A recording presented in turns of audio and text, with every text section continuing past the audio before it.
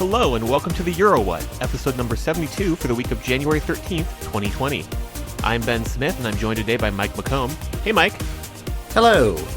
We are a pair of Americans trying to make sense of the Eurovision Song Contest.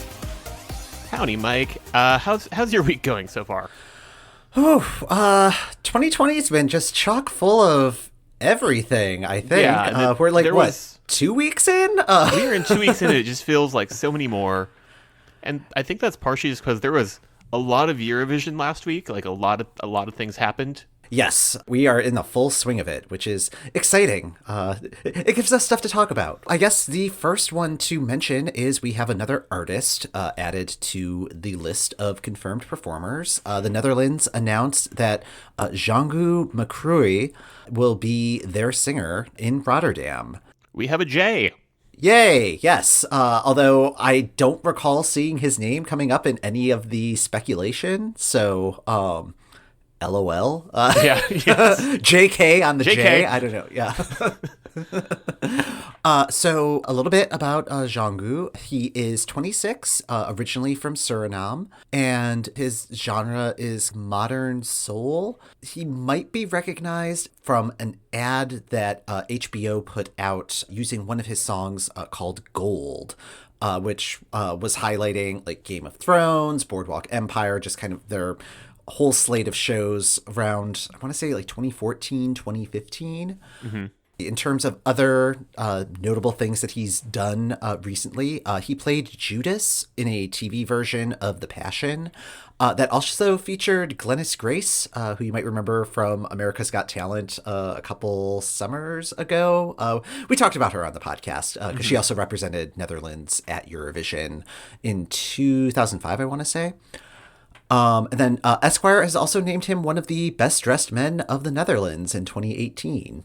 And then I was just sort of flipping through his Spotify today, and like I am suddenly understanding the hype that was supposedly rumored in the Dutch of oh, this is why they're excited. Yeah, apparently the delegation has had their eyes on him since like 2016, and I totally agree. Like listening to his tracks, like he has a really, really nice voice, and he wrote the song that he'll be competing with in Rotterdam.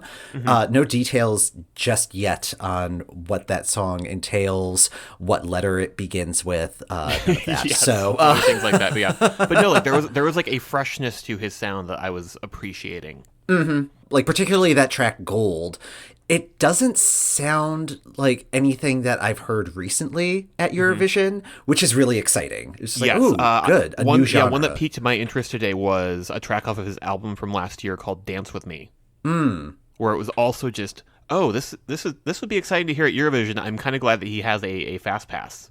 Part of that freshness might have just been I was coming off of being very used to hearing very Eurovision-y things, having listened to Norway's first heat this weekend. That was surprisingly fun. I'm glad that they have expanded their selection process this year to make it bigger, given that it's their 60th anniversary. I was correct that they are doing duels, which was fun. I did not realize they were going to be like live allocating those duels at the top of the show. I'm glad that they did that just because I could see people complaining about like, oh, well, they put these two best songs together, or they rigged it so that these two songs would face off in the semifinal or whatever. And yeah, just having like the live drawing, like I always stand bingo balls being pulled out of the bowl. Process transference. I mean, it's a little weird when there are only 4 balls in the bingo spinner. Where it's just like you guys can just like take all of them out of the bowl and just open them strategically. Right. Or you know, just like figure out just like one of those fun wheels that you spin at like the bank where you're like, oh cool, I get a checkbook cover. I'm glad that they showed us that because before this I had figured they had pre-allocated these and we were going to have the 2 dudes facing one another and the 2 girls facing one another. And I figured that the 2 girls were going to cancel one another out, and yet they were the ones who ended up winning in each of their heats. And I think having watched all of them, rightly so. Yeah, I thought that Come Alive was going to take its heat, but I was wrong. Yeah, I liked that song better, I think. I don't know. Like I thought the performances, I don't know if it was just weird audio. There were definitely some weird camera choices, but yeah, it wasn't, I didn't find it to be the best showcase for the songs, but I don't know. It's also like the first time that they've done this in who knows how long. So I'm hoping that this coming Saturday's heat is a little bit tighter in its production. Which our first entry that had to compete that's going through is Rayleigh's Wild, which when it did come down to the two songs that felt very Eurovision pop, I'm glad it was the one that was slightly sillier lyrically. Yes. And bringing in the hair choreography. Yes, and also just like a massive braid being whipped around. Yeah. I saw that even Slavko commented on it and be like, yes. Yes. Oh, good. Yeah, my brain immediately went to Slavko when I saw that. Yeah. So he would approve. So in addition to those four ending up with Rayleigh winning, we also had Sondre's auto-qualifier, Take My Time, which I immediately understood why that was the auto-qualifier. Because, like, this is my favorite of the day. The performance felt like it was kind of throwing Sweden 2016 to 2018 in a blender and hitting puree, but it worked for the song.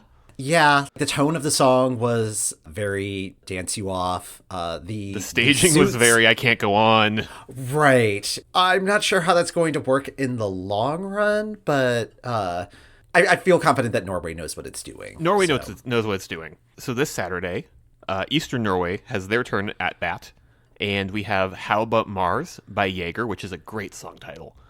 Fool for Love by Kim Weigard and Maria Moen.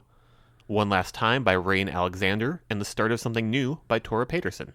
And I'm really sad that I am elsewhere this weekend because that one, I have listened to the songs. I know that you were kind of going into these blind, but this one just feels so interesting in terms of matchups. I really want to see how the bingo balls shake out on this one. I'm going to just be full of hubris and having been correct kind of last week because I named two songs. I think that it's going to be Jaeger. Yeah, I mean, just from song title alone. Just from song title, yeah. Yeah, it stands out just because it's like, oh, I'm pretty sure there hasn't been a song titled that at Eurovision before. But I really do like the overall format of the show. Like I was on Saturday on Twitter, I believe I referred to its ruthless efficiency, which is it was out of there in like an hour and a half and maybe an hour 20. It was great. It. Yeah, I mean, like, they could probably get that cut down to an hour if they had fewer historical segments, but given that it's, like, the 60th anniversary, like, it's just like, all right, there's going to be a lot of retrospective stuff, but, yeah, I mean, it's just like they have the votes. I thought it was interesting that they had, like, the emoji reactions where it was like, you could heart it, you could thumbs up it, or you could do the, like, flat affect emoji of dismay is what I call it. Well, the thing that I liked is that they would just show the little phone in the corner and it would kind of get bigger and then at the end would just go Yeah, it would just like kind of like just barf out all of the emoji. Just confetti cannon. Yeah, confetti cannon. That is a much more polite way of describing that. And it was interesting to me that they also just included the emoji of dismay in the confetti cannon explosion, where it's like, oh, you really do get a sense of like where people are sitting with these individual performances. So love those instant feedback loops. Well, and I just love it. It just reminded me of the very few times I have watched a Facebook Live video where you just like a wave of angry faces will just overtake the screen. Yeah. It's like, oh, we don't like this. Yeah. I think that's why we don't live broadcast our podcast recordings. I don't know. Along with Norway's selection on Saturday, Lithuania had their first heat of their selection process, which isn't really the Lithuania Marathon anymore. I don't know how to pronounce the name correctly, and Google Translate was not helpful in that regard. But it does translate to Let's Try Again. Which I was just so delighted by that. Yeah, well, the first translation that I saw of it was We Go Again. And it immediately put me into like the Mamma Mia space where it's just like, Eurovision, here we go again. Whereas when I saw Let's Try Again, my brain went to a different musical. I thought of Jesus Christ Superstars. Could we start again, please? Oh, geez. Yeah. It's like, it's a new decade. It's a new Lithuania. Let's do this. Yeah. Lithuania's figured some stuff out. I was very impressed with Saturday's show. There were 12 contestants competing, which is pretty standard from the carryover from the marathon. They would usually have 12 or 13 acts competing, but jury got their votes in, public got their votes in, and as soon as those were tabulated, they cut the field from 12 to 6.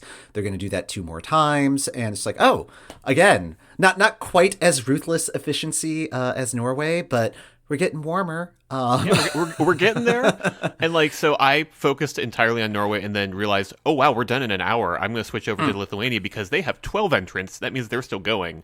Right. And was delighted by what I saw. There was a lot of look. There was so much fashion happening. Yes. Fashion in all definitions of that word. What was your favorite look?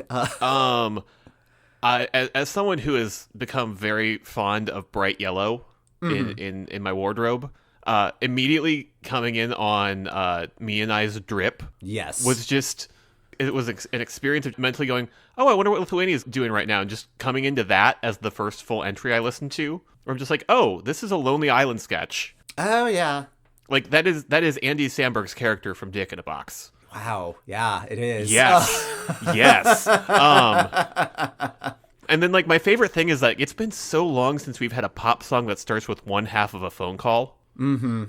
What is the most recent example of that? Yeah. Would it be like Hotline Bling? Or But I just immediately like that whoever he's talking to is dissing his style, and he has decided that he's going to almost, but not quite, floss in response. Yeah. I mean, what else can you do? You know, like immediately put that one in my Eurovision also rans playlist, because I'm like, well, if this doesn't make it through, I'm going to save this for our eventual ones that got away episode.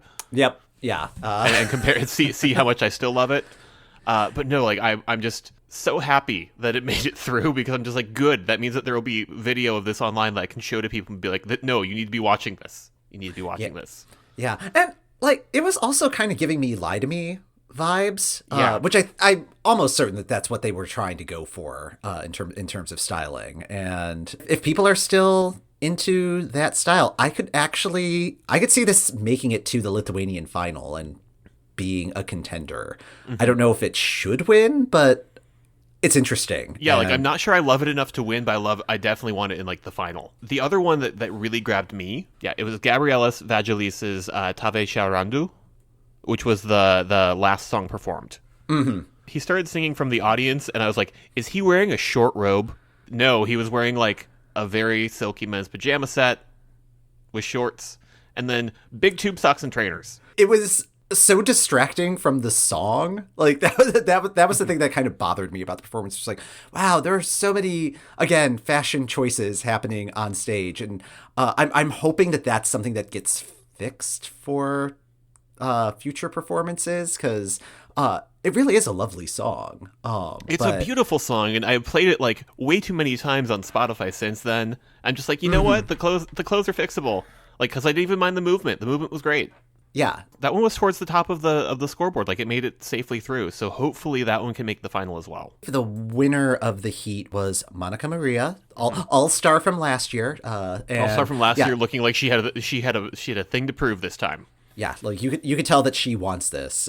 So it was a really good mix of acts, and there were acts that didn't make it through. It's like, oh, I'm disappointed that it didn't get through, and it was like, well, there were only 6 slots, and there were more than 6 songs that were deserving. So I'm taking that as a good sign. And I'm looking forward to the next 2 heats of the competition to see what. Hopefully, they didn't put all of the good ones in the first heat. I'm hoping that this level of quality is going to be with us throughout the series. Just getting into some of the logistics of song announcements and artist announcements. Serbia has announced the entries for Beovizija. The songs aren't available yet, but some of the notables in the list include the group Hurricane, which features Sanja Vizic, who represented Serbia in 2016, and she also wrote the song that they'll be competing with this year. Igor Simich's entry was composed by Daniel Kajmakowski, who did FYR Macedonia's 2015 entry, which we talked about very recently. So, yes. Yeah, I'm very excited about that one. And the one entry that I'm very curious about is Thea Devi's entry, which translates to Judgment Day, and was apparently on Austria's shortlist for this year. Yes, because like when we were starting to talk about Austria late last year, one of the websites was speculating that this was their artist because they had posted on Instagram with the hashtag ESC. Mm-hmm. And it was Thea Devi, and then it was revealed that no, we are going with this person. I was like, oh, well, that's interesting. And so to see her pop up in Serbia is interesting. Yeah, and with the same entry that she's just shopping around. So, yeah, I've always been curious at like how often that happens, where somebody doesn't get through on one selection, so they just hop on over to another country and just like, here, why don't you try it? And yeah, it would just be wild if that wins, and who knows if it wins the whole thing? Like, LOL. All of a sudden, my brain has been filled with Lizzo's Truth Hurts, but for Austria. What's the Austrian for non-committal? Yeah, don't need to answer that. No, I thought I was. Elsewhere, the Czech selection, we keep checking in on that, and every time I do, it's like they've revealed something new, like the shoe sizes. Yes. Or the genres. And now we finally have... No, I'm not even joking about the shoe sizes. That was a clue that they gave people. And then like last week, they released some stuff about, here's the field. And it was like a logic puzzle. It was like, there are 2 returning artists, and 4 of the artists are women. 2 of the artists enjoy pumpkins. Things like that. Yeah.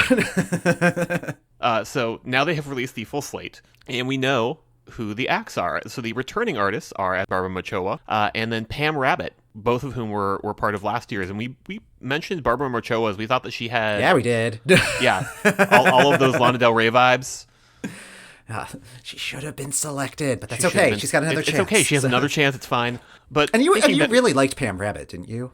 I went back and listened to that one. I'm like, it was fine. Okay. All right. It was fine. The other artists in the list are Benny Cristo, Ellis Miraz, and Sisti, Corel with 3 L's, Olga Lunova, and then We All Poop. Pardon me? I did say that correctly. We All Poop. And like right now I have a thing with my computer keyboard where like the O key is kind of sticky, but I did not mistype that. It's We All Poop. Okay, yeah, because I was looking at our notes earlier, and it was like, surely Ben typed this in correctly. Surely this is a mistake. Yeah, and then I clicked on the link to the corresponding article, and I was like, oh, alrighty, well, and then I was like, oh, cool, we can play a fun game where I look up the general recorded output of all of these groups, and then I can have Mike try and guess which ones they're likely going to fit of the genres we were given. As it turns out, if you type We All Poop into YouTube, I don't want to click on any of the videos. Yeah. There's nothing from and even if you try We All Poop band, just like, nope, I don't want the police. No, thank you. Oh, dear. Yeah. You've at least got Safe Search on, correct? Yes, Safe Search is on. that is firmly on for searching for that phrase. Anyways, so I did some research. Okay.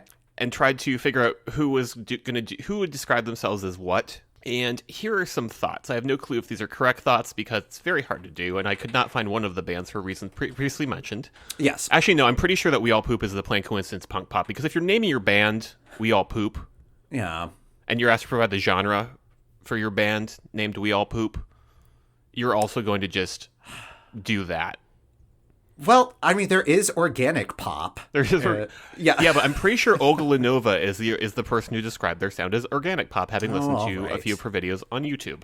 Okay. So Sisti is a rapper.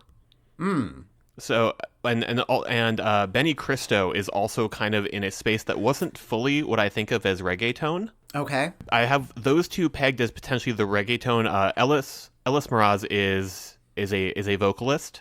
Mm-hmm.